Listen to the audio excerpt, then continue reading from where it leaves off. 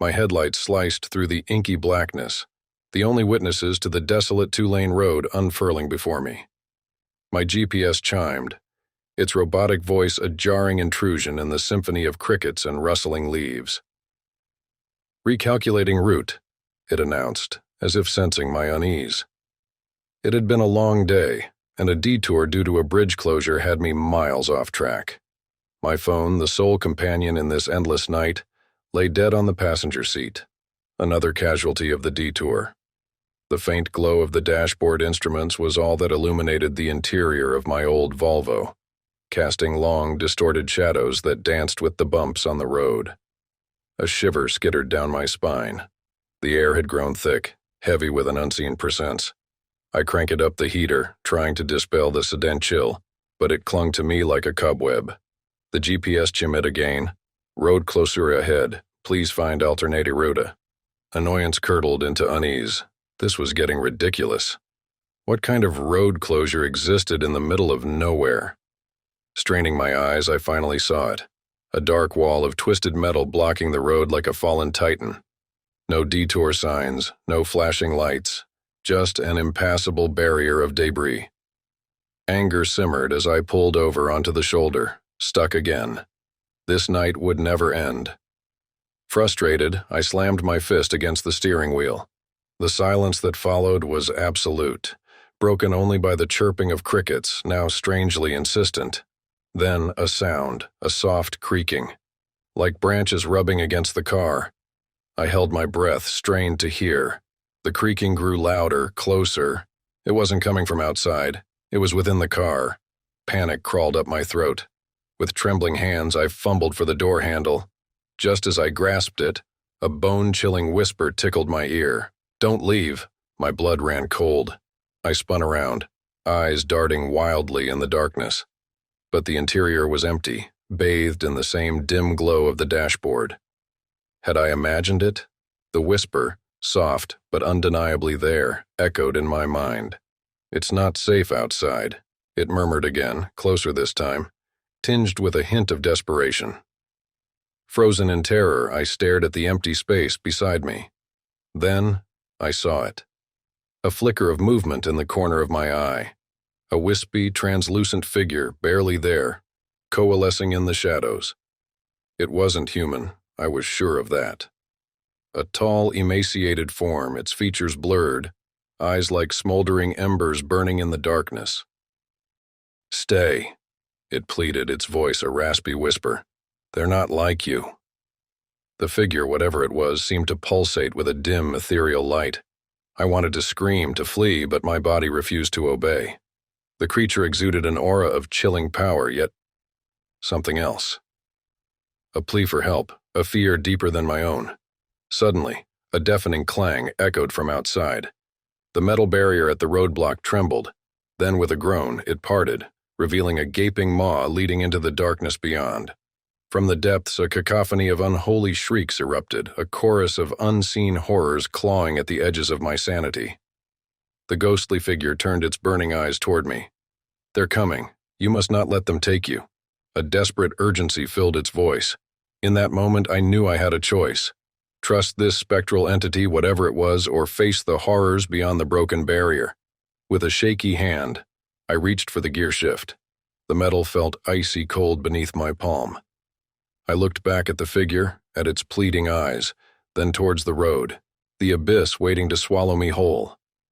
My foot slammed down on the accelerator, the engine roaring to life as I launched the car forward, away from the gaping maw in the darkness. The creature's spectral form dissolved into swirling mist, a final whispered thanks carried away on the wind. We raced through the night, the echoes of the unholy shrieks fading behind us. Every rustle in the leaves, every flicker of shadow, sent fresh waves of terror coursing through me. But I drove on, the memory of those burning eyes, the terrifying glimpse of unseen horrors, keeping me fueled by a primal fear. Days later, safe and sound in a brightly lit motel room, I still feel the phantom cold against my skin, the echoes of whispers in my ears. I'll never forget that night, the choice I made in the face of unimaginable terror. my headlights sliced through the obsidian night, the only companions the rhythmic hum of the engine and the endless ribbon of asphalt. Deadline in 6 hours, the city a distant mirage in the rear view, and my coffee long cold. The radio sputtered static, adding to the eerie symphony of isolation. A flicker in the ditch, a fleeting shadow that vanished before I could blink. My foot hovered over the brake, heart hammering against my ribs. Nothing, just fatigue. Yeah, that's it. Fatigue playing tricks. I pressed on, knuckles white on the wheel. Then the sign. Detour. A jagged arrow sliced through the darkness, pointing towards a narrow, overgrown road. My GPS screamed in protest, but the main highway was miles back, and time was a tyrant. With a sigh, I turned, headlights plunging into the inky woods.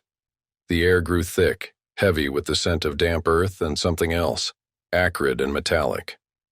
The branches clawed at the car, scraping like skeletal fingers. My phone flickered, then died, plunging me into an abyss of sound. The engine coughed, sputtered, and finally died.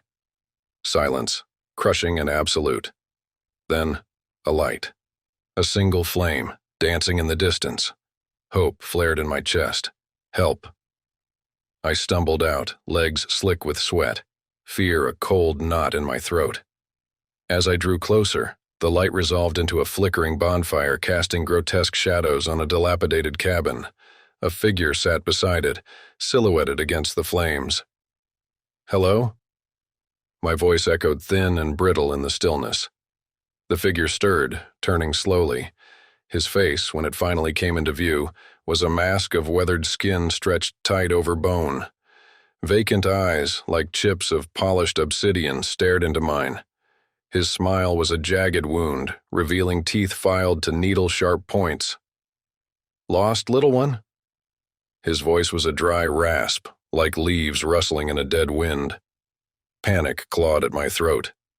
I stumbled back, tripping over gnarled roots, the darkness pressing in from all sides. My heart hammered against my ribs, a trapped bird desperate for escape. Come closer, the figure crooned, his smile widening. The fire, it's warm. But the flames, I saw now, weren't dancing. They writhed, twisted, forming shapes that sent shivers down my spine. Shapes that looked vaguely like human. My scream died in my throat, choked by the sudden, sickening stench of burning flesh. I turned to run, but the forest had vanished. All that remained was the cabin, the fire, and the chilling grin of the creature before me. I was trapped, a moth drawn to a deadly flame. And as the first spark alighted on my sleeve, I knew, with a bone-deep certainty, that my deadline wouldn't be making the morning news. As I sped down the desolate highway, the moon hung low in the ink-black sky. The only company I had was the rhythmic hum of the engine and the occasional whisper of wind through the trees. The night seemed to swallow everything in its path.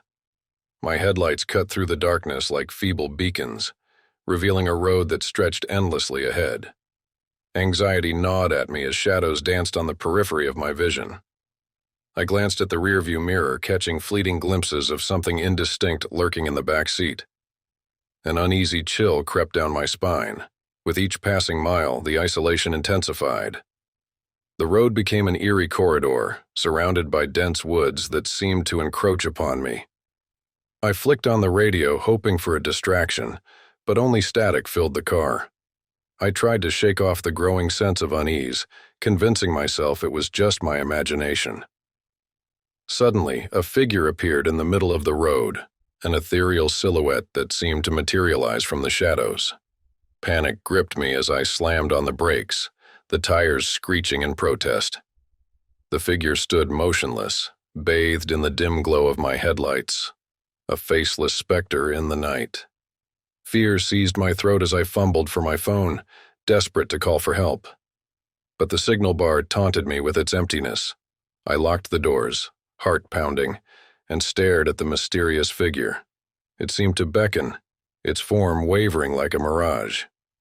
Unable to resist the inexplicable pull, I stepped out of the car, my footsteps echoing in the silence. The figure retreated into the shadows. leading me deeper into the forest. The moonlight struggled to penetrate the thick canopy above, casting an eerie glow on twisted branches that reached out like skeletal fingers. A distant howl echoed through the night, and I quickened my pace, haunted by the feeling of being watched. The path twisted and turned, disorienting me as I stumbled through the underbrush. Whispers echoed around me, indistinguishable voices urging me to turn back. As I reached a clearing, the figure stood before me, its form now taking shape. It bore my own face, twisted into a grotesque mask of agony. Frozen in terror, I watched as the doppelganger reached out, its hand passing through my chest. A deafening scream tore through the air, and I awoke, drenched in cold sweat, still seated in my car. The moon hung low, the highway stretched endlessly ahead.